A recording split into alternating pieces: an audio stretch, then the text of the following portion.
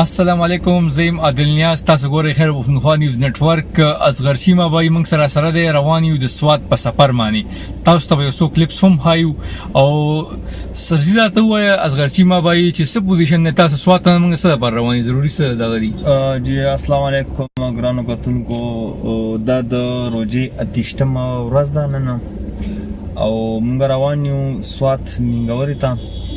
چې الله کې داسې کورنۍ ده چې ډېر بېوسه دي، غریبانان دي، زنانه دي، نو هغوی موږ ته کال کړی دی چې یاره تاسو راشئ او زموږ دا بېوسي په سکرین باندې خلکو ته وښایئ. نو موږ وختن په وختن ګرځو د ځان په شان د غریبانانو اواز چې دی هغه اوچتو او تاسو ته په دې سکرین باندې ښایي. صحیح ده. مخکې ځو او چې څه قسمه پېښه څه قسمه خلکو سره دوی ملاوېږي او تاسو ته ښایو چې نن زموږ څه پروګرام.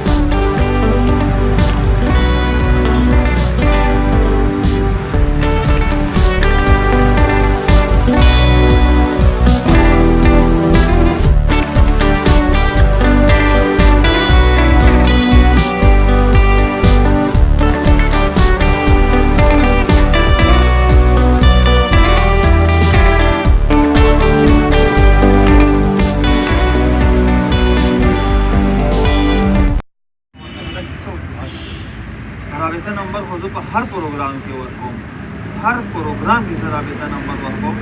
په چونکې د دې چې نه د رابطې خبره وه نو د دې خو نور څوک سره ونه کور والا په دې خبر رضا دي، هغوی زه مخامخ کوم د هغې نه پس زه بیا کار کوم. نو په دې دوران کې د دې چې کوم فیملي وه نو هغه زما سره د سکرین نه شاته ولاړ.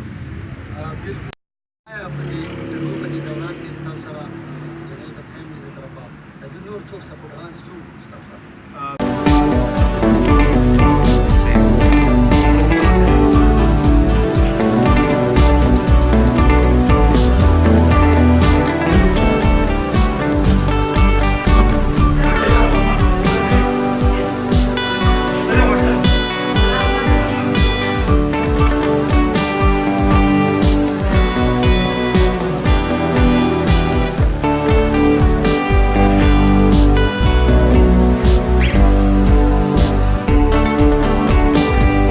السلام علیکم ورونو. دا ټیم کې مونږ منګوره کې موجود دیو، ځانه زموږ ورغلي تاسو هغه شارټ تاسو ته مونږ ښایو. بل مونږ عباد بګی راسه دی، یو خبریال دی دلته په منګوره کې د منګورې د پریس کلب سره تعلق ساتي او دلته چې کوم د سوات نیوز دی او سټیټ نیوز دی دې سره تعلق ساتي. اصغرچیمہ بای هم موجود دی. عباد بای مونږ تاسو ته ویلکم کوو. ډېره مننه ستاسو نیاز بای. دا ځانه مونږ د ځانه ورولو عباد بای دا تکلیف پتا څنګه تیر شو، دا ځانه خو زه عزت خپه کړم او ډېره سخته غریبي ده. ته د هغې باره کې څه وایې؟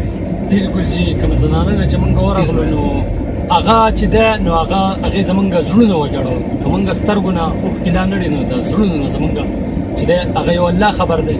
د هغې 15 تنه ماشومانانو یو په کور کې په پردي کور کې په 1500 روپۍ باندې نوکري کول، بیا کور ته راتلل، د کور 3500 روپۍ کرایي ورکول او د هغې د وړو خیال ساتل، د وړو جوړ ناجوړه کول.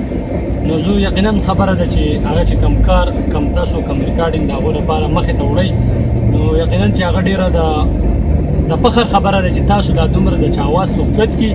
بالکل خپل اپنې مدد آپ یو کس راځي او د بل سړي اواز چوتئ نو دا خو ډېر یو غټ صدقه ده چې دا څوک وکړي. زه ستاسو ډېره شکریه ادا کوم چې تاسو راغلی او داسې قسمه خلکو اواز چوتوئ د اصغر بای. نو ډېره مننه کوم ستاسو او د داسې قسمه خلکو اواز مخې ته هم خلکو ته بوځئ چې دا موږ ته معلوم شي، موږ ته د دو اخترې زموږ خپل د وړو ماشومانانو څنګه تېرېږي، د پردي د یتیم اختر څنګه تېرېږي.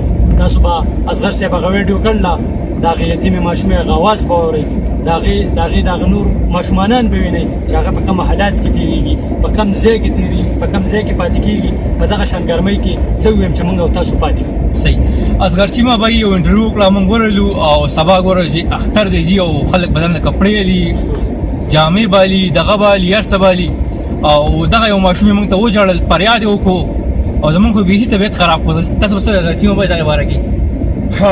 بس زه وایم چې خدای پاک ته یو ماشوم هم نه یتیم کوي، خدای پاک ته یو خور هم نه کونډه کوي. خو بیا هم مطلب دا چې مرګ حق لار ده او په دې لار به مونږ ټول ځو.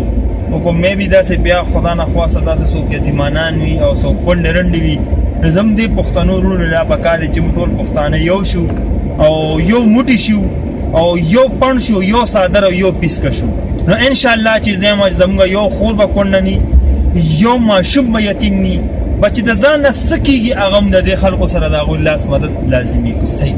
تاسو د اصغرچیمہ بای خبرې واورېدې او اصغرچیمہ بای چې کوم دا ویډیو را روانه ده او چا مو کته نو دغه زنانه چې کوم دی د دې زنانه چې کوم دی امداد خامخا وکړي او بل نور چې کوم زنانه دي او هغه غریبانان دي نو موږ ول خپل ټیم ایسته اصغرچیمہ بای خپل ټیم ایسته خپل پیسې ایستې دي نو کاینلی د اصغرچیمہ بای سره رابطه وکړي چې زنانه پروګرام وکړي مخکې بزو بیا تاسو ته هغې باره کې خبرې هم کوو د الله په امان.